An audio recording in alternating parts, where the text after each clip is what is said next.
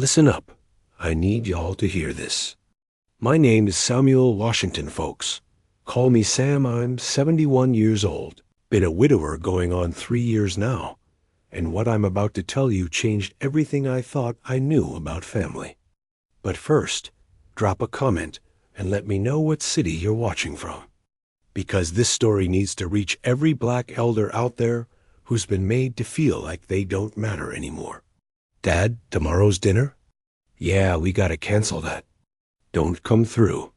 Those were the exact words my daughter Tamara said to me over the phone. Just like that? Cold. No explanation. No, I'm sorry, Daddy. Nothing.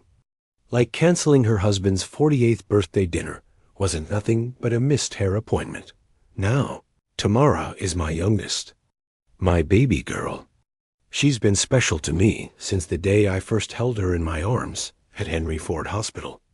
Her mama, Ruth, God rest her beautiful soul, used to always get on me about spoiling that girl. Sam, you go and mess around and turn that child rotten, she'd say, hands on her hips, that look in her eye. But I couldn't help myself.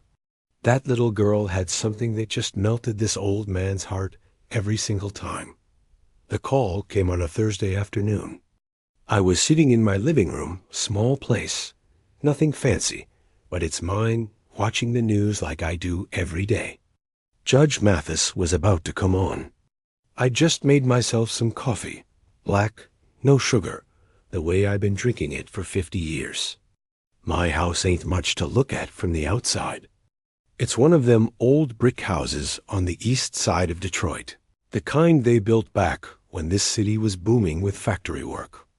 I paid for every brick in this house with 42 years of sweat and blood at the Ford plant. Assembly line work. My hands still got the scars to prove it. My back still reminds me every morning when I get out of bed when that phone rang. I figured Tamara was calling to confirm what time I should come through tomorrow. Maybe ask if I could bring my famous mac and cheese, the one with 5 different cheeses that Ruth taught me to make. That recipe been in her family since her grandmother's time, down in Mississippi. Hey, baby girl, I answered, smiling already. What's good? Hey, Dad. Her voice sounded off, distant. I'm calling to let you know tomorrow's dinner is canceled. Don't come. I felt something cold run through my whole body. Wasn't just what she said, was how she said it. Like she was reading off a grocery list. No warmth. No explanation. Just ... canceled. Canceled? I sat up straight in my recliner, muted the TV. Something happened, Tam? Deshaun all right? Yeah, everything's fine. Deshaun just not feeling too good. We gonna reschedule for another time. But see, I've been around long enough to know when somebody lying to me. There was something in her voice. A nervousness. A hurry to get off that phone. And I could have sworn I heard voices in the background. Music, like there were people at her house right then. You sure about that, baby? If Deshaun's sick, I can bring some of Mama's soup recipe. You know that always. No, Dad. Really, he just need to rest. I'll call you next week, and we'll figure something out. Click. She hung up on me. Just like that. I sat there holding my phone, staring at it like it was going to explain what just happened. During 46 years of marriage, Ruth always used to tell me I had a sixth sense about people. Sam, you got that old folks' wisdom, she'd say, laughing that beautiful laugh of hers. You can smell trouble coming before it even get dressed. And right then, my old folks' wisdom was telling me something wasn't right. That night, I barely slept. Kept replaying that conversation. The voices I heard in the background. The way Tamara rushed me off the phone. Deshaun never got sick. That brother was one of those cats who bragged about never missing a day of work, never taking medicine, all that nonsense. Friday morning, I got up at 6 like always. Made my coffee. Read the Detroit Free Press front to back. Sat in my favorite chair, the one Ruth bought me for my 65th birthday, brown leather, worn in all the right places, and I made a decision. Maybe I was being paranoid. Maybe I was reading into things that wasn't there. But I had to know. I had to know for sure, so I got dressed. Put on my good shirt, the burgundy one Ruth gave me for our last anniversary together. Pressed my slacks. Shined my shoes. Then I drove out to Eastern Market and bought everything I needed to make a proper soul food spread. Collard greens, ham hocks, cornmeal for the cornbread, chicken for frying, cheese for the mac and cheese. Cost me damn near $60, and that's money I don't have to be throwing around on my pension. Then I stopped by Tyrone's shop. We've been boys since elementary school, back when this neighborhood was different. He runs a little barber shop on 7 Mile, same spot for 30 years. "Yo, Sam," Ty called out when I walked in. He was finishing up a fade on some young brother. "What brings you through? You ain't due for a cut for another week. Need to order some flowers, Nan. You still got your sister doing arrangements?" Yeah. What's the occasion?" "For Deshaun. It's his birthday." Tyrone paused, looked at me funny. I'd told him about Tamara canceling the dinner yesterday, but I hadn't mentioned I was still planning to go. "Sam, brother, you sure about this?" "I got a feeling, Ty. Something ain't right." Tyrone put down his clippers, came over to me. "We been through everything together, Vietnam, coming home to a country that didn't want us, raising our kids in neighborhoods that kept getting harder. He knows when I'm serious. Sam, sometimes the truth ain't what we want to find. You feel me? I know. But I gotta know. The flowers cost me another $40. Beautiful arrangement, roses, carnations, the works. 60 plus 40? That's $100 invested in a celebration that supposedly wasn't happening. I drove my old pickup, a '98 Ford F-150. That's older than some folks' kids nowadays. Through the streets of Detroit, heading out toward Tamara's neighborhood in Southfield. That's where the houses got bigger, the lawns got greener, where black folks who made it out the hood moved to. I was proud when Tamara and Deshaun bought that house 7 years ago. I'd helped them with the down payment, $25,000 from the money Ruth and I had saved up. Never asked for it back. That's what you do for family.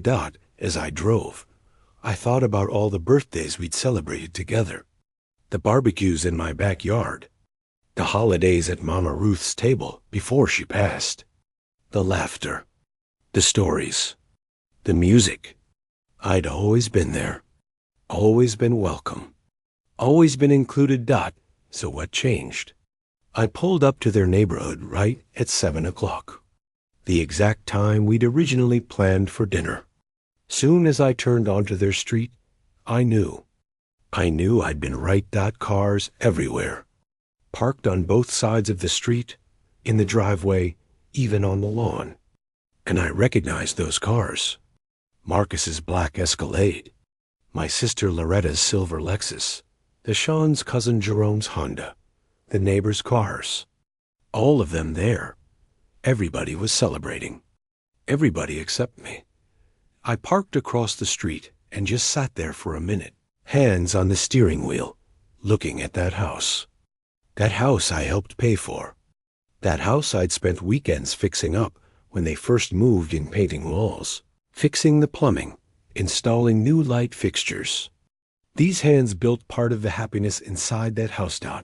And now I was outside, excluded, cast aside, like yesterday's garbage. I could hear the music from inside. Not no soft dinner party music either. That was Frankie Beverly and Maze coming through those windows. Before I let go, the party song, the celebration song, the song that meant people were having a good time without me. I grabbed the flowers from the passenger seat, the containers of food from the back, and walked toward that front door. Every step felt like walking through mud. The closer I got, the louder the music became, the clearer the laughter got. This wasn't no small gathering. This was a full party. I stood on that porch, the same porch where I'd sat with Tamara when she was 16 and crying over her first heartbreak, where I'd given her away at her wedding, where I'd held my grandkids when they were born, and I took a deep breath. Then I knocked. The music got quieter. I heard footsteps, heard Tamara's voice asking, "Who is it?" from the other side. "It's me, baby girl. It's your daddy." Silence, long, painful silence. I could hear whispers inside, worried voices, like my arrival was some kind of emergency. Finally, the door opened. Tamara stood there in a beautiful purple dress, the fancy one, the one for special occasions. She had her hair done, makeup on, gold earrings. She'd dressed up for a party that supposedly didn't exist. "Dad, what are you doing here?" Her voice was shaking. Her eyes wouldn't meet mine, just like when she was a little girl and got caught in a lie about finishing her homework. "I came to celebrate Deshawn's birthday. Brought flowers and some food." I held up the containers, tried to smile. "But Daddy, I told you it was canceled. Deshawn is sick." Right then, as if God himself wanted to expose the lie, a loud burst of laughter came from inside. Deshawn's laugh. That loud, booming laugh I'd heard at 100 family gatherings. Tamara's face went from brown to almost purple. She was embarrassed. Caught. Tamara Marie Washington. I used her full name, the way I did when she was young, and messed up bad. "You gonna explain to me what's going on here?" "Dad, it's complicated." "Complicated? What's complicated about your husband's birthday?" From inside, I heard more voices now. I recognized Marcus's voice, my sister Loretta's laugh, my cousin Ray's loud talking. Everybody was in there. Everybody except me. "Let me in, Tamara." "Dad, maybe you should come back tomorrow. We can—" "Tamara Marie Washington, let me in this house right now." Something in my voice, maybe the hurt, maybe the anger, made her step aside. I walked into that house, and what I saw broke something in me that I don't know will ever fully heal. It was a full celebration. Gold and black balloons everywhere. A long table loaded with food: chicken, ribs, potato salad, greens, mac and cheese, cornbread, sweet potato pie. A chocolate cake with 48 candles. Presents stacked up in the corner, wrapped in shiny paper. And people. So many people. My whole family. My friends from the barber shop. Neighbors. The deacons from Greater Faith Baptist Church, where we'd been members for 30 years. Every single person stopped and turned to look at me when I walked in. The music cut off mid-song. The silence was so thick you could cut it with a butter knife. Deshawn was standing in the middle of the living room, holding a glass of Crown Royal, wearing a brand new shirt. Didn't look sick at all. In fact, he looked better than I'd seen him in months. Marcus was the first to move. My oldest son came toward me, guilt written all over his face like graffiti on a wall. "Dad, we didn't know Tamara told you it was canceled. We thought you were just running late." A lie. I'm never late to family gatherings. Never have been. I'm always the first one there, ready to help set up, ready to do whatever needs doing. My sister Loretta also came over, nervous as a cat in a room full of rocking chairs. "Sam, baby brother, how you doing?" We weren't expecting you." "You weren't expecting me?" "To my son-in-law's birthday?" I placed the flowers on the main table, placed my containers of food next to all the other dishes. Nobody said a word. The tension in that room was so thick you could drown in it. That's when I noticed something that made my blood run cold. On the table where the presents were piled up, I saw credit cards, and one of them was mine. The Visa card I'd given Tamara last month when she called crying about an emergency with the car. She'd said she'd give it back after she got paid. That was 5 weeks ago. Tomorrow. My voice came out quiet. Too quiet. Ain't that my card? My daughter followed my eyes to the table. Her face showed everything I needed to know. Dad, I was going to tell you. Tell me what? That you used my card without asking? To pay for a party I wasn't even invited to? The room got even more silent, if that was possible. Deshawn finally spoke up, his voice trying to sound casual, but coming out nervous. Mr. Washington, don't worry about it. We gonna pay you back for everything. Every dime. Pay me back? For what exactly? The food, the drinks, some of the decorations. I felt something rising in my chest. Something hot and dangerous. Let me get this straight. Y'all excluded me from my son-in-law's birthday party, but you included my money? The words hit the room like bullets. Each one finding its target. Marcus tried to step in. Dad, it's not what you think. Then what is it, Marcus? Explain it to me. 'Cause from where I'm standing, it looks like my whole family was celebrating without me while spending my hard-earned money. We thought maybe you'd be more comfortable. Comfortable? Comfortable where, son? Comfortable sitting at home alone while my family celebrated without me? Loretta tried next. Sam, baby, don't get upset. Come sit down. Let's eat together now that you're here. Nah, my voice was firm, final. I ain't sitting down. I ain't eating. And I ain't staying. I walked to the table where my credit card was sitting among all the other cards they'd been using. I picked it up and put it back in my wallet. Every eye in that room was on me. How much did y'all spend? I asked, looking directly at Tamara. Daddy, it doesn't... How much, Tamara? Deshawn answered instead. About $900. $900. Almost 2 full months of my pension check. 2 months of my Social Security that I paid into for 42 years of hard work. 2 months of money I needed for my medication, my bills, my food, gone. For a party I wasn't even supposed to know about. I stood there looking at all of them. My daughter, my son, my sister, my friends, Deshawn, every single person who was supposed to care about me. Y'all enjoy your party, I finally said, my voice calm but cold. Enjoy my money. And enjoy celebrating without me. I turned and walked toward the door. Nobody tried to stop me. Nobody apologized. Nobody said anything. They just watched me go. But I didn't leave. Not yet. I stood in that front yard under the streetlights, under the stars Ruth used to love looking at, and I looked back at that house. The music started up again. The laughter got loud again. Like nothing had happened. Like I'd never been there at all. Like I didn't matter. And right there, standing in that yard, feeling more alone than I'd felt since Ruth died, I made a decision. A decision that would change everything. I was going to teach them a lesson. A lesson they'd never, ever forget. I stood in that yard, phone already in my hand, before I even made the conscious decision to pull it out. The anger wasn't blind.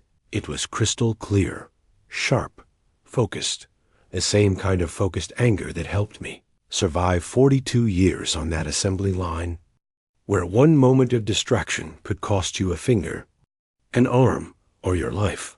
I dialed the bank's automated service.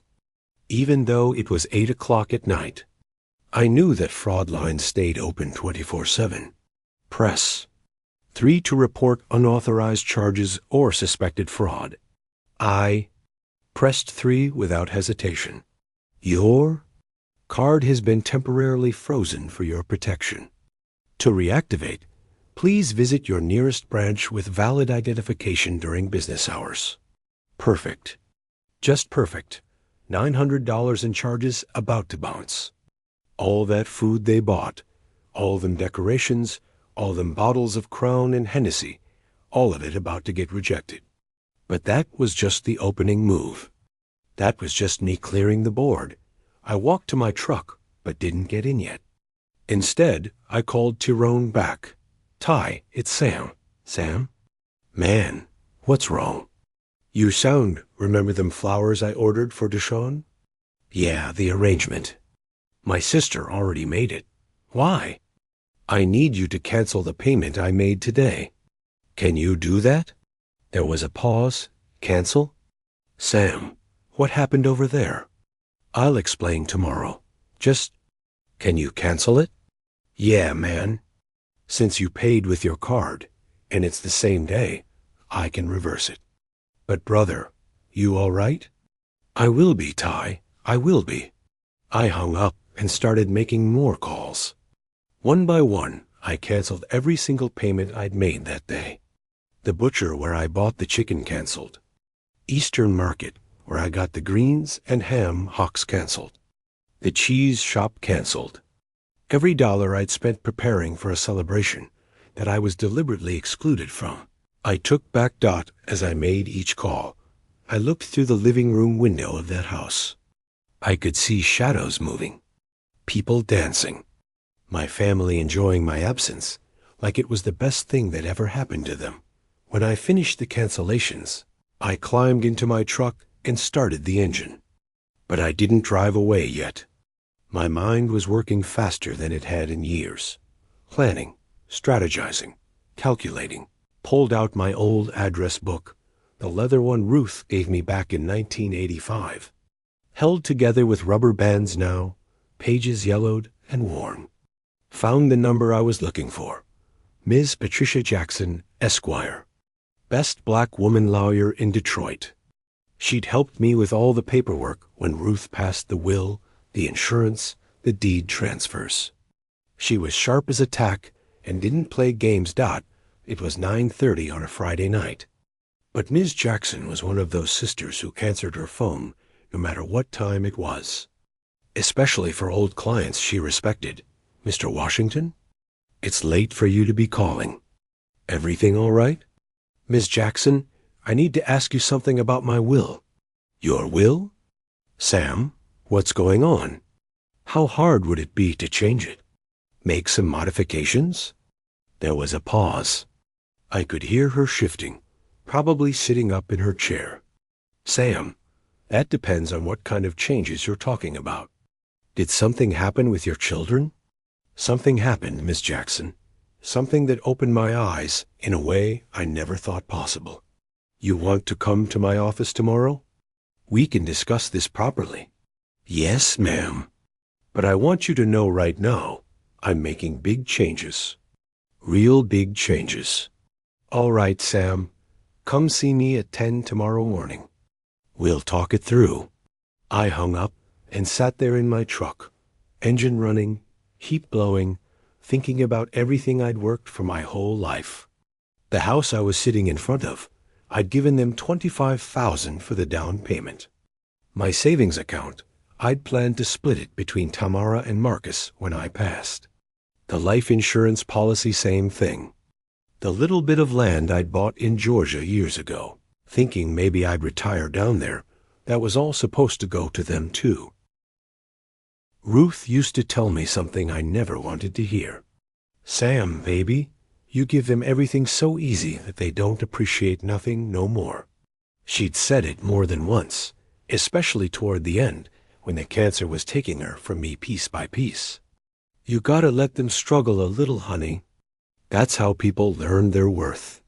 Ruth was always smarter than me about reading people, even our own children. Saturday morning came fast. I was up at 5:30 like always. Made my coffee. Fixed myself some grits and eggs. Read the paper cover to cover. By 9 o'clock, I was showered, dressed, and ready to head to Miss Jackson's office downtown. But first, I decided to make a stop. I drove back out to Southfield to Tamara's house. I wanted to see what the morning after looked like. Wanted to see the consequences of my cancellations. When I pulled up, the scene was exactly what I expected. No, it was better than I expected. Deshawn was in the front yard, pacing back and forth with his phone pressed to his ear, face all twisted up in frustration. Tamara was on the porch, sitting on the steps, crying into her hands. The decorations from last night were still up, but now they looked sad, deflated, like the party they represented. I parked right across the street, rolled down my window, and just watched. Deshaun hung up his phone and yelled something at Tamara. I couldn't hear what, but his body language said everything. He was big mad, furious. Probably just got off the phone with the caterer or the liquor store, finding out all them charges bounced. Tamara looked up, and that's when she saw me. Our eyes locked across that street. Her face went through about 5 different emotions, in 2-second surprise, confusion, fear. Then something like understanding. She said something to Deshaun and pointed toward my truck. Deshaun turned around and saw me. His face went from frustrated to straight up angry. He started walking toward my truck with these big aggressive steps, like he was about to start something. I rolled my window all the way down and waited. Calm, cool, collected. Mr. Washington. He was yelling before he even reached my truck. What did you do? Good morning to you too, Deshaun. How you feeling? That sickness clear up overnight? Don't play with me right now. Why did you cancel the payments? You made us look like fools with all the vendors. I canceled payments? I don't know what you're talking about, Deshaun. My innocent face made him even more heated. The meat, the food from Eastern Market, the flowers, everything got rejected. They calling us threatening to send us to collections. Oh, those payments.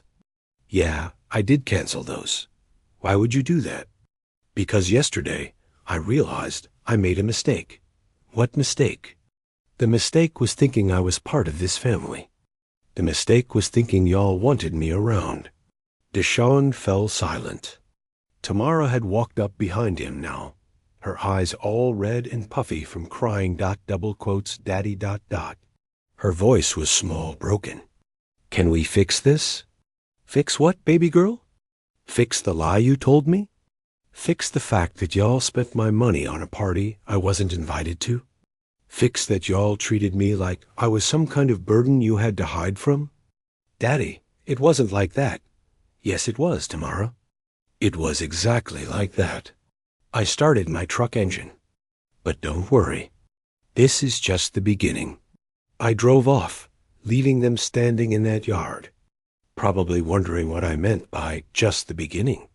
They'd find out soon enough, Is. Jackson's office was downtown in the Renaissance Center, overlooking the Detroit River. She'd been practicing law for 30 years. Built her firm from the ground up, and she didn't take no mess from nobody. I got there exactly at 10. She was waiting for me with fresh coffee, the good kind, not that instant stuff, and that serious look she gets when she knows something important is about to go down. Sam, you look different today. More determined. Miss Jackson, I am determined. Most determined I've been in 3 years. Tell me everything. From the beginning. So I did. Told her about the phone call from Tamara. The canceled dinner. Showing up to find the whole family celebrating without me. The $900 on my credit card. All of it. Ms. Jackson listened without interrupting, taking notes in her legal pad, nodding occasionally. Sam, I understand your anger. Any father would feel betrayed by something like this. But changing your will is a serious decision. Are you absolutely sure? Ms. Jackson, for 42 years, I broke my back at that Ford plant. For what? To give my children better than what I had. I paid for their education, helped them buy houses, lent them money every time they needed it money they never paid back. But yesterday showed me something. What did it show you? That they don't see me as their father. They see me as their ATM machine. Miss Jackson set down her pen and looked at me over her glasses.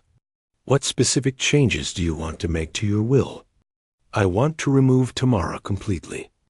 Everything that was supposed to go to her, the money, the property, all of it, I want it to go to Hope Gardens Senior Community. Hope Gardens? The assisted living facility? Yes, ma'am. Where old folks get treated with dignity and respect. Something my own daughter couldn't give me. And Marcus? Marcus depends on how he acts in the coming days.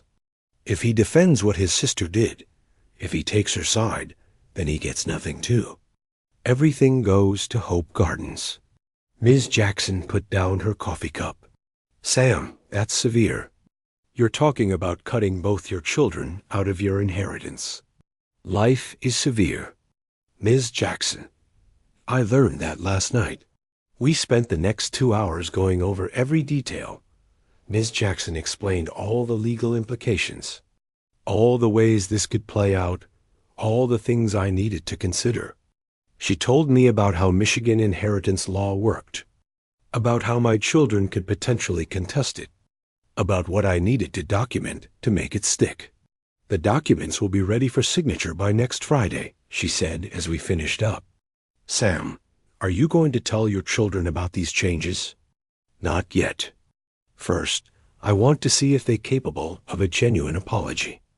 If they can own up to what they did without me having to force it out of them. And if they can't, then they'll find out when I'm gone, and it'll be too late to do anything about it. I left Ms. Jackson's office feeling lighter than I had in months.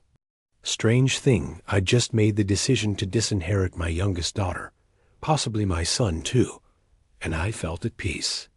Maybe because for the first time in a long while, I was making decisions based on how they treated me, not on what I hoped they'd become. I drove to my favorite spot in the city, the Riverwalk, down by the water. Found a bench and just sat there watching the freighters go by on the Detroit River.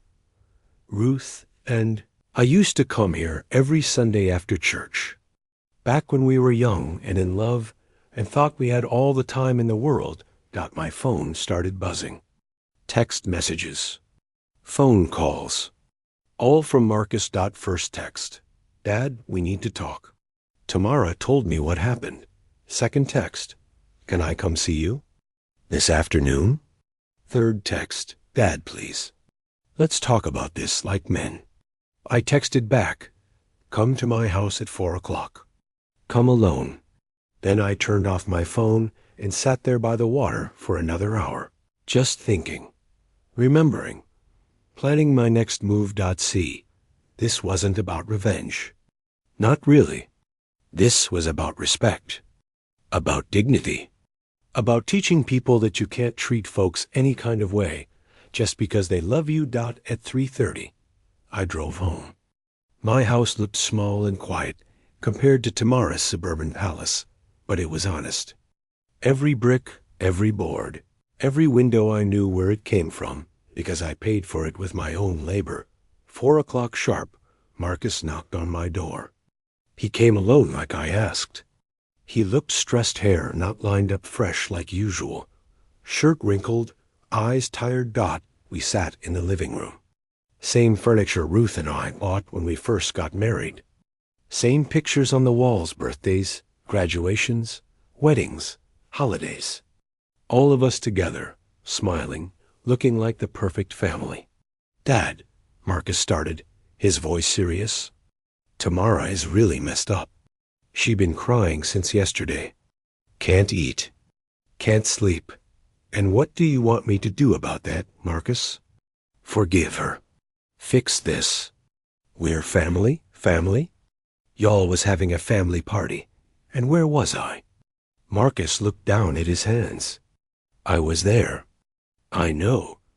Did you know Tamara told me it was canceled? Not at first. But then, yeah, I found out. And you didn't think to call me? To tell me the truth? I thought maybe it was better that way. Those words stung worse than anything that happened at that party. Better that way? Better for who, Marcus? Dad, listen, since Mama died, you've been different. You've been needing us more, calling more, coming around more. And it's like we can't breathe sometimes. I sat back in my chair, taking that in. So that's how y'all see it? Me missing my wife of 46 years. Me wanting to be close to my family. That's me smothering y'all. It ain't like that, Dad. Then what is it like? Explain it to me. Because I don't understand how wanting to be with my family makes me the problem. Marcus got up and started pacing same thing he used to do when he was a teenager and got in trouble. It's Deshaun. Dad, he the one who said we should have the party without you. Deshaun said it. But y'all agreed to it. We didn't want to cause no drama. Marcus. I stood up too, looked my son in the eyes. You know what the difference is between you and me? What? I always defended my family, even when they was wrong. But y'all won't defend me, even when I'm right. Marcus sat back down, and I could see something change in his face. Like maybe he was finally understanding. Dad, what do you want me to do? I want you to answer one question. Complete honesty. Okay. Do you think what they did to me was right? Long pause. Real long. I could see the struggle in his eyes, loyalty to his sister versus what he knew was the truth. No, Dad, it wasn't right. Thank you for saying that. That's all I wanted to hear. Marcus got up to leave. At the door, he turned back. Dad, you gonna forgive tomorrow? That, I told him, is something only time will tell. After Marcus left, I sat in my living room looking at all them family pictures. Ruth smiling. The kids when they were young. Christmases, Thanksgivings, graduations, all the moments when we was happy. When we was together, when being family meant something. That night, before bed, I made one more call. To Hope Gardens Senior Community. Good evening, Hope Gardens. How may I help you? Yes, my name is Samuel Washington. I'd like to schedule an appointment to discuss making a donation to your facility. A donation? Of course, Mr. Washington. How does Monday at 10 sound? Perfect. I'll be there. The second phase of my plan was in motion. And I was just getting started. Monday morning, I woke up with something I hadn't felt in 3 years' peace. Real peace. Not the fake kind you tell yourself you got while you're still hurting inside. The kind that comes from knowing you finally standing up for yourself. Made my coffee. Read the free press. By 9 o'clock, I was dressed in my good suit, the navy blue one I wore to Ruth's funeral, and driving out to Hope Gardens, Senior Community in Dearborn. The place sat on a quiet street. Old brick building that used to be a school back in the day. They'd converted it maybe 10 years ago. I'd heard about it from folks at church, how they took care of seniors who didn't have nobody, who'd been forgotten by their families, or just couldn't afford the fancy places. The director, a sister named Ms. Reynolds, sharp-looking woman in her 50s, with natural hair and kind eyes, met me in her office.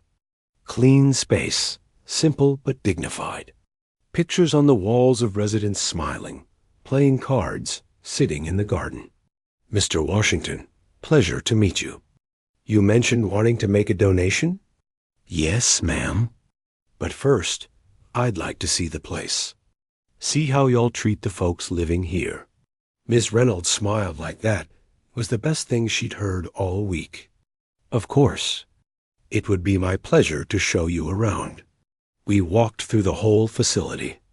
Rooms were small, but clean, dignified. The kitchen smelled like real food, greens cooking, cornbread baking. In the common area, some of the residents were watching The Price is Right, arguing about how much that living room set cost. Others were playing dominoes, talking trash to each other the way old black folks do. A few were sitting by the window, just looking out at the garden, peaceful. There was something about this place that settled my spirit. The staff, mostly young black women and men, they weren't just doing a job. They were genuinely caring for these elders. I saw one young sister helping an old man with his walker, laughing at something he said. Saw another one braiding an old woman's hair, taking her time, making it nice. How many residents you got here? I asked Ms. Reynolds as we walked through the garden. We have capacity for 75, but right now we can only support 52. Financial constraints. What you mean? Many families can't afford the full fees, Mr. Washington, and we don't have the heart to turn away elders who need care. So we make it work with what we have: donations, fundraisers, grants when we can get them. So you taking care of folks even when they can't pay full price? Yes, sir. These are our elders, our mothers and fathers, our aunties and uncles. In our culture, we don't abandon our own. That hit me right in the chest. Here was a place taking care of strangers better than my own family took care of me. Ms. Reynolds, I want to make a donation. A significant one. How significant are we talking, Mr. Washington? $200,000. Ms. Reynolds stopped walking. Just stopped right there in the middle of the garden, mouth open, eyes wide. Mr. Washington ... That would transform this facility completely. We could take in 20 more residents, upgrade the medical equipment, hire more staff, fix the roof that's been leaking. That's exactly what I want. But I need it kept confidential for now. Can't nobody know about this donation until I say so. May I ask why the secrecy? Family matters, Ms. Reynolds. I got some things I need to work out first. We sat in her office while she explained all the projects they could do with that money. New beds for the rooms, better wheelchairs, a proper physical therapy space, maybe even start a program to bring in young people to spend time with the residents, keep them connected to the community. As she talked, my phone kept buzzing. I looked down. Tamara calling. Again, I'd ignored 17 calls from her since Saturday. Let it go to voicemail. Mrs. Reynolds noticed. Family trouble, Mr. Washington? Something like that. I won't pry. But I will say this. I've been running this place for 12 years. And you know what breaks my heart the most? What's that? When residents tell me their children haven't visited in months. Years, sometimes. They sit by that window in the common room every visiting day, hoping, waiting, and nobody comes. I thought about how I'd been sitting in my house every Sunday, hoping one of my kids would just call to see how I was doing. Not because they needed something, just because. Ms. Reynolds, that's exactly why I'm doing this. Because these folks deserve better. We all do. We spent another hour working out the details. She'd need time to prepare all the legal paperwork for a donation this size. The board would need to meet. They'd need to set up proper accounting. This will take about 2 weeks to finalize, she said. Is that acceptable? Perfect. Gives me time to handle my business on my end. When I left Hope Gardens, it was past noon. I turned my phone back on and watched it blow up. 20-3 missed calls now. Tamara, Marcus, even Loretta. Text messages flooding in. Tamara, Dad, please answer me. We need to talk. Marcus, Dad, Tamara is losing it. Call her back. Loretta, Sam, what is going on? Your children are worried sick. Tamara again. Dad, I went to the bank. They said you canceled your card. The vendors are threatening to sue us. I sat in my truck in that parking lot and read every single message. Then I called Marcus. Dad, finally, where you been? We've been trying to reach you all day. I've been handling my business, son. What you need? Tamara is freaking out. Deshaun is furious. The people they bought stuff from for the party are threatening to take them to court if they don't pay. And what that got to do with me? Dad, they thought you were going to cover it. Cover it? Marcus, let me explain something to you real clear. I didn't authorize those charges. I wasn't at that party. I don't owe them nothing. But Dad, it's $900. Tamara and Deshaun don't have that kind of money. Then maybe they should have thought about that before they spent it. Long silence on the phone. Dad, you realize you're destroying your own daughter's life? No, Marcus. I'm not destroying nothing. I'm just not fixing the problems they created for themselves no more. What you mean? I mean, for years, I've been saving y'all from consequences. Loans I gave that never got paid back. Bills I covered without being asked. Problems I solved without being thanked. But that's over now. Dad, you being harsh. Harsh? You want to know what's harsh, Marcus? Harsh is working 42 years to give your children everything and having them thank you by excluding you from their lives while spending your money. So what you want us to do? Nothing. I don't want you to do nothing. I just want y'all to face the consequences of your actions like the grown folks you supposed to be. I hung up and drove toward home. But when I pulled up to my street, there was a car in my driveway. Deshaun's Dodge Charger. He was standing in my yard, pacing like a caged tiger. Soon as he saw me pull up, he came toward my truck. His face was twisted up, aggressive. This wasn't going to be a friendly conversation. I got out slow, took my time. I wasn't scared of Deshaun. I'd faced down foremen twice his size back at the plant. I'd survived Vietnam. This young cat didn't intimidate me one bit. Mr. Washington, we need to talk. Now? Morning, Deshaun. How's that illness treating you? Stop playing games with me. Are you going to help us with this money or not? Help you with what money? The $900 we owe for the party. The party I wasn't invited to? That party? Look, man, Mr. Washington, I know you're upset, but this is getting out of control. The vendors are threatening legal action. Tamara is having panic attacks. She can't sleep, can't eat. And she's your daughter. I walked past him toward my front door. He followed. Yeah, she's my daughter. The daughter who lied to me, who excluded me, who used my money without permission. But she's still my daughter. So you gonna help us then? I stopped at my door, turned to face him. Deshaun, I'm gonna make you an offer. One-time offer. His eyes lit up. Yeah? What is it? Sell me your half of the house. What? The house y'all live in. The house I helped pay for with that $25,000 down payment. Sell me your share. Use that money to pay off what you owe. Problem solved. Deshaun's face went from hopeful to confused to angry in about 3 seconds. That house is our home, Mr. Washington. It was your home when I was part of the family.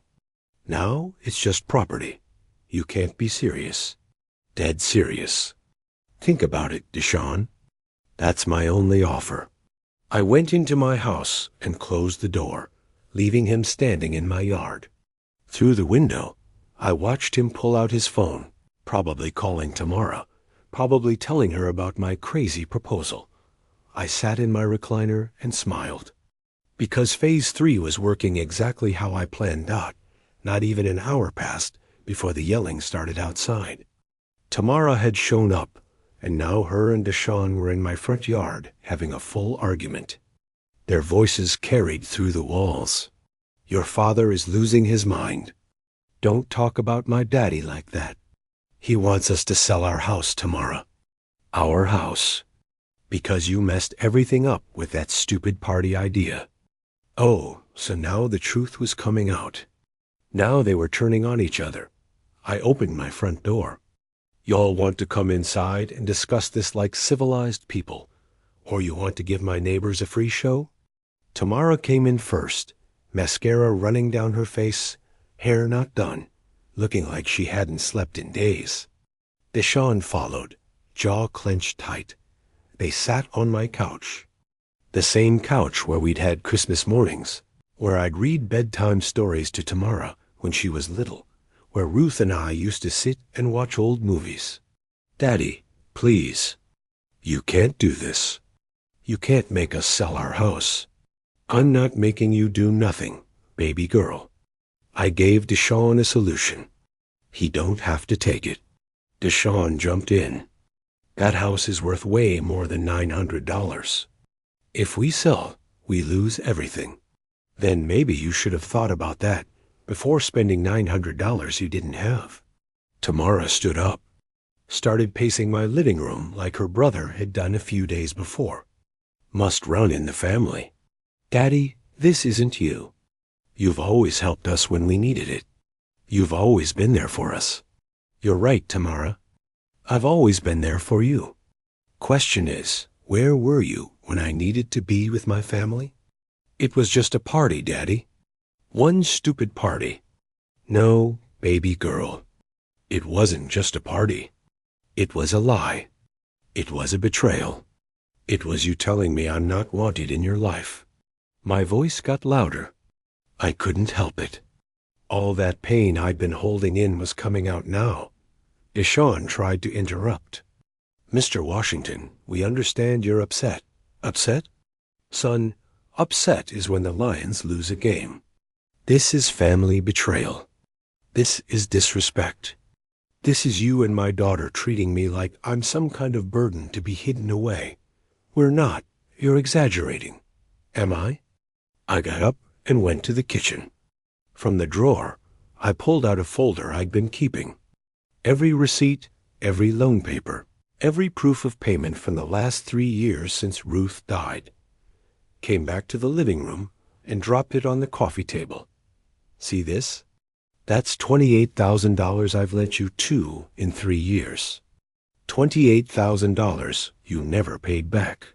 Tamara and Deshawn looked at the papers like they were evidence in a murder trial. The roof repair on your house, $6,000. The loan for Tamara's car, $9,000. Money for Deshawn's business idea that never happened, $5,000. The wedding ring upgrade, $3,000. I kept going through each receipt, each proof, each time I'd help them without asking for nothing back. 37 different times, Tamara.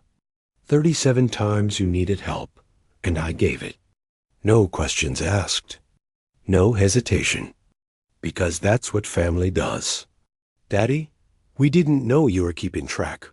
I'm not keeping track, baby. I just keep receipts. But you know what I am keeping track of? How many times y'all helped me when I needed something. I sat back down and looked them both in the eyes. You know how many times that is? 0. Deshawn tried to defend himself. You never asked for help, Mr. Washington. I shouldn't have to ask. When Ruth died, who do you think cleaned this house for a month because I couldn't even get out of bed? Your Aunt Loretta, who took me to the doctor when I thought I was having heart problems. My friend Tyrone from the barbershop, who brought me food for 2 weeks when I had pneumonia last winter. Mrs. Chun from next door. Tamara's tears started flowing harder, but these were different tears. These were guilt tears. Y'all were too busy with your own lives to notice your father needed his family too. The silence in that room was heavy enough to crush us all. Daddy, we didn't know. Of course you didn't know, Tamara. Because you never asked. You never slowed down long enough to see past your own needs. I stood up again, walked to the window. Outside, life was normal. Kids playing basketball. Mrs. Chun watering her garden. The ice cream truck making its rounds. You know what the difference is between Mrs. Chun and y'all? What? Tamara's voice was barely a whisper.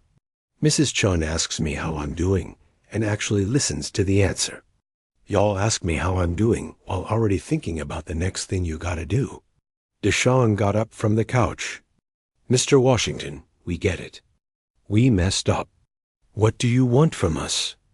I want you to face the consequences of your decisions, like the adults you claim to be. If you can't sell the house, find another way to get $900. But don't come looking at me to bail you out. Tamara came to me, took my hands. They were shaking. Daddy, please. One more chance. I promise everything will change. I looked in her eyes, those same eyes I'd known since the day she was born in that hospital room. When I held her for the first time and promised I'd always protect her. Tamara, do you really understand why what you did was wrong? Yes, Daddy, it was so wrong. Tell me why it was wrong. Because. Because we got caught? No, baby girl. Try again. Because we spent your money? Still not it. She looked confused now, searching for the right answer, like it was a test she hadn't studied for. It was wrong because you excluded me, Tamara. It was wrong because you lied to me. It was wrong because you made a conscious choice to celebrate without your father. But most of all, it was wrong because you didn't even think it was wrong until you got caught. I pulled my hands away from hers. And that tells me you haven't learned nothing yet. I walked to the door and opened it. Y'all got 1 week to get that $900. If not, I'm moving forward with legal action to recover my investment in that house. Tamara left crying. Deshaun left angry, giving me a look that said this wasn't over, but he was wrong. It was just beginning. Soon as they left, I called Miss Jackson. Miss Jackson, it's Sam. I need you to prepare another document. What kind of document? A civil lawsuit to recover my down payment on my daughter's house. Sam, are you absolutely sure about this? I've never been more sure of anything in my life. I'll have it ready by Thursday. I hung up and sat in my quiet house. For the first time in days, I smiled. Phase 4 was in motion. The next 3 days were the quietest I'd had in months. No desperate calls from Tamara begging for money. No surprise visits from Deshaun needing something fixed. No texts from Marcus asking if I could watch his kids. For the first time in a long time, my phone stayed silent and my house stayed peaceful. Thursday morning, I was sitting in my backyard drinking coffee and reading the paper when I heard knocking at the front door. It was early, just 8 o'clock. When I opened it, there stood my sister Loretta. She had that serious look on her face and was carrying a grocery bag from Whole Foods. Morning, Sam. Can I come in? Of course, sis. Come on in. Loretta walked straight to my kitchen and started unpacking vegetables without asking permission. Collard greens, sweet potatoes, onions, garlic, fresh herbs.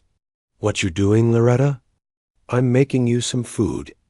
It's clear you haven't been eating right, brother. She was right. Past few days I'd been living on coffee, toast, and whatever leftovers I had in the fridge. Didn't feel like cooking for just myself. As Loretta washed and chopped vegetables, she spoke without looking at me. Tamara came to see me yesterday. Oh, yeah? What'd she want? Wanted me to talk to you. Convince you to give her another chance. And what did you tell her? I told her to get herself together, get a job, and stop expecting her daddy to fix everything. Loretta's answer surprised me. I'd expected her to defend Tamara like the family always did when there was trouble. Loretta, did you know about the party? My sister stopped chopping and looked me straight in the eyes. Yes, Sam, I knew. And why didn't you tell me? Because I thought Tamara had a good reason for not inviting you. What reason? She said you'd been real heavy since Ruth passed, that you brought sadness to gatherings, that Deshaun didn't want his birthday party turning into a memorial service. I felt like she'd slapped me across the face. Heavy? That's what she said? Yeah, Sam. She said every time the family gets together, you talk about Ruth, you get emotional, and it makes everybody uncomfortable. Loretta, my wife died 3 years ago. Don't I have the right to miss her? Of course you do, brother. But the rest of us got the right not to carry that weight every single time we see you. I stayed quiet, processing what she was saying. For 3 years, I thought my family understood my grief, respected my healing process. Turned out they saw it as a burden. So you think I'm a burden too, Loretta? My sister sighed and sat down at my kitchen table. Sam, you're not a burden. But you have changed. Before Ruth died, you were the strong one, the fixer, the man who kept everybody laughing. Now you're the one who needs fixing. And that's exhausting for everybody. Those words hurt worse than anything that happened at that party. Because they came from my sister, someone who'd known me for 71 years. So everybody feels this way? Nobody wants to hurt you, Sam. But we also don't want every family gathering to feel like group therapy. I got up from the table and walked to the window. Outside, Mrs. Chun was watering her tomato plants like she did every morning. She'd never once made me feel like I was too much. She'd always asked about Ruth with kindness. Let me talk about her without rushing me. Loretta, you know the difference between family and strangers? What? Strangers treat you better. Sam, don't say that. It's the truth. Mrs. Chun, who I barely knew before Ruth died, has shown me more patience and kindness than my own children. That's because Mrs. Chun don't have to take care of you emotionally every single day. Take care of me? Who's been taking care of me? 'Cause I don't see nobody. Loretta's face softened. Sam, how many times have you called Tamara crying at 3 in the morning because you couldn't sleep? How many times have you shown up at Marcus's house unannounced because you felt lonely? Her questions made me stop. It was true since Ruth died. I'd reached out more to my family, called more often, visited more frequently. Sometimes I'd call just to hear a familiar voice. Is it wrong for a widower to need his family? It's not wrong, Sam, but it's also not fair to make your children your therapists. I never asked them to be my therapists. I just asked them to be my children. And they've tried, brother. But you've asked for more than they can give. Loretta went back to the stove and continued cooking. The smell of collard greens started filling the house, that smell that always reminded me of Ruth's kitchen, of Sunday dinners when the whole family was together and happy. Loretta, you think I deserved what they did? No, Sam, you didn't deserve to be lied to. But I also don't think they deserve to lose their house over one stupid party. It's not about the party, sis. It's about years of feeling invisible in my own family. Then talk to them. Tell them how you feel. But don't destroy them, Sam. I'm not destroying nobody. I'm teaching them that actions got consequences. My sister served 2 plates of food, and we sat down to eat. The greens were perfect seasoned just right, tender but not mushy. But I wasn't hungry. I was thinking about everything she'd said. Was it true that I'd become too needy? Was my grief really that heavy on my family? Loretta, what would you do if you were me? I'd forgive, Sam. I'd forgive and try to rebuild. And if they don't learn, at least you did right by them. Right by them, according to who? Right by them, according to the Sam I grew up with. The Sam who always put family first, no matter what. After Loretta left, I sat alone in my house thinking about her words. Had I really changed that much? Was my pain really too much for them to handle? I pulled out a photo of Ruth from my wallet one we took on our last anniversary 2 months before the cancer took her. In that picture, I was smiling. A real smile. Not the forced kind I'd been wearing for 3 years. When was the last time I smiled like that? My phone rang. It was Tamara. Dad, can we talk? Please? Her voice sounded different. Calmer, less desperate. Talk, baby girl. We got $400 together. Deshaun sold his motorcycle, and I pawned my engagement ring. What about the other $500? We're still trying to get it. But Dad, I want to apologize. For real this time. Apologize for what, specifically? For everything. For the lie. For using your money. For making you feel like you don't matter to us. Tamara, you saying this because you need the money, or you really feel it? Long pause. Oath, Dad. Yeah, I need help. But I also realized these past few days how selfish we've been. How we took you for granted. How do you realize that? Because when you stopped answering the phone, I started thinking about all the times you helped us. All the times we ignored you. All the times we treated you like an ATM instead of our father." Her words sounded sincere, but I'd already made decisions I wasn't planning to change. "Tamara, I appreciate the apology, but it don't change the consequences." "What you mean?" "I mean, even if you apologize, even if you get that $900, there's things that can't be undone." "What things?" "You'll find out soon enough." I hung up and immediately called Miss Jackson. "Miss Jackson, those will documents ready?" "Yes, Sam. You want me to bring them by?" "Not yet. But I do want you to schedule a family meeting for next Tuesday. 10 o'clock. A family meeting?" "Yeah. I want Tamara, Marcus, and Loretta there. It's time they know what I decided about my estate." "Sam, are you absolutely sure about this?" "More sure than I've ever been about anything." The fifth phase was about to begin. Tuesday morning came slower than Christmas. I woke up at 5, couldn't go back to sleep, made coffee, watched the sunrise from my back porch. Ruth and I used to do that every morning before she got sick. By 9:30. I was dressed in my best suit, the charcoal gray one. I wore to Ruth's funeral and heading downtown to Ms. Jackson's office. Marcus arrived first, looking confused.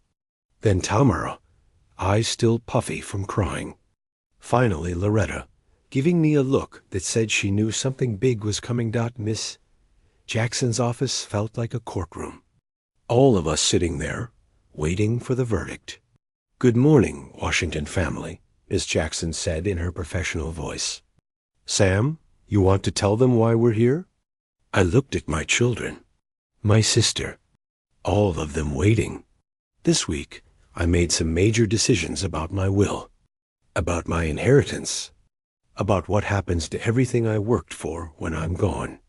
Tamara's face went pale. "Dad, what decisions?" "Tamara, I removed you completely from my will.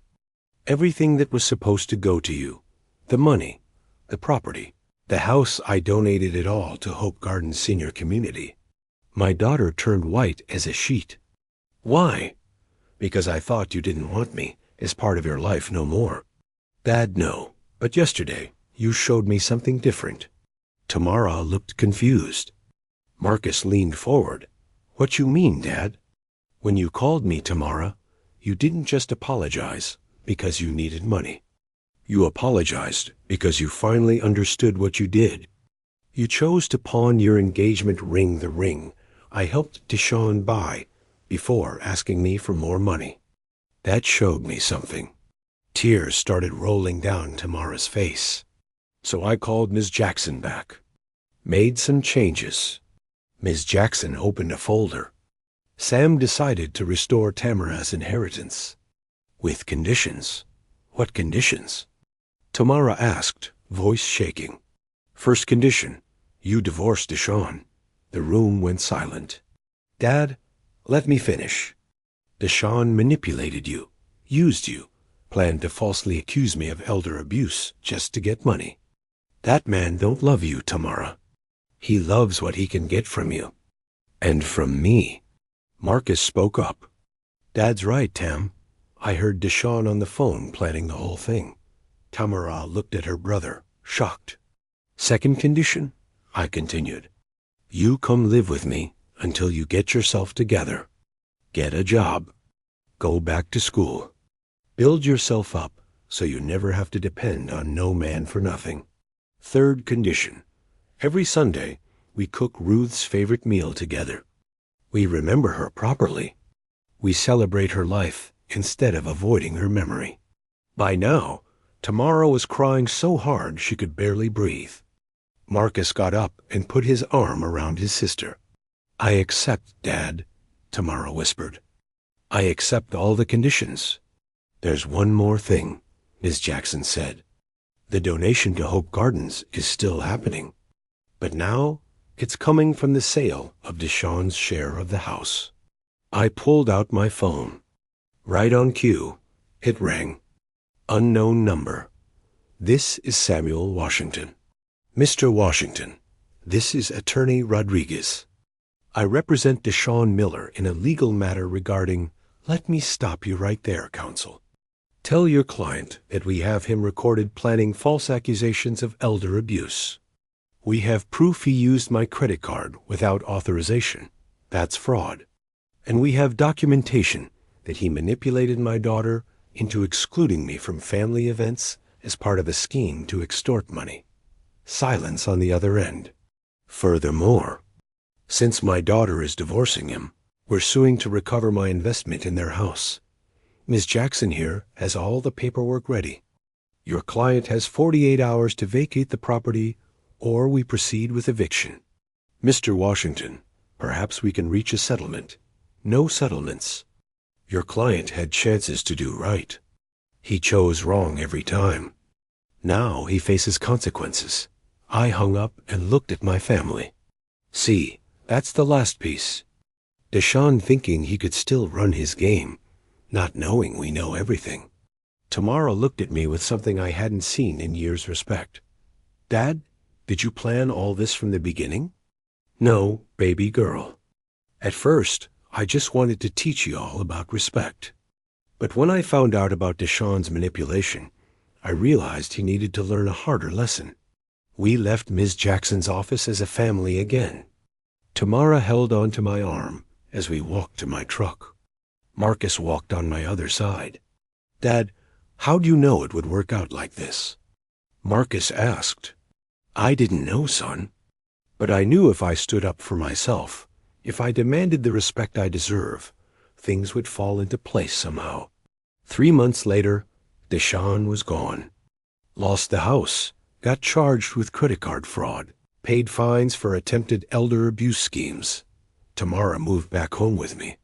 Got herself a job teaching at an elementary school, something she'd always wanted to do, but Deshaun talked her out of. Started taking online classes for her master's degree. Marcus and I got closer than we'd been since he was a boy. He started coming by every Wednesday for dinner, bringing his kids, letting them hear stories about their grandmother Ruth. Every Sunday, like promised, Tamara and I cook together. We make Ruth's recipes. We tell Ruth's stories. We laugh, we cry sometimes. But we remember her the right way, with love, not with burden. A donation to Hope Gardens went through. They named a wing after Ruth, the Ruth Washington Memorial Wing. 23 more seniors got homes. Got dignity. Got family, even if it wasn't their blood family. You know what I learned from all this? That respect ain't something you beg for. It's something you demand and earn at the same time. That family ain't always who shares your blood. Sometimes family is who shares your table, who sees your pain and sits with it instead of running from it. That it's never too late to teach people how to treat you. Never too late to stand up and say, I deserve better than this. And most importantly, that grief ain't a burden when it's shared with love. It's only a burden when people make you carry it alone. My revenge wasn't perfect because it was cruel. It was perfect because it was just. Because it taught lessons that needed teaching. Because it brought my family back together the right way. So let me ask you, what would you have done in my place? Drop a comment. Let me know what city you watching from. Share this story with any elder who needs to hear it. Share it with any child who needs to understand that their parents deserve respect, dignity, and love, not just when it's convenient, but always. Because every black elder in this country who worked hard, who sacrificed, who gave everything to their children, deserves to be treated like the kings and queens they are, not excluded, not hidden, not treated like burdens, but celebrated, honored, loved. That's what Ruth would have wanted. And that's what I finally demanded. And you know what?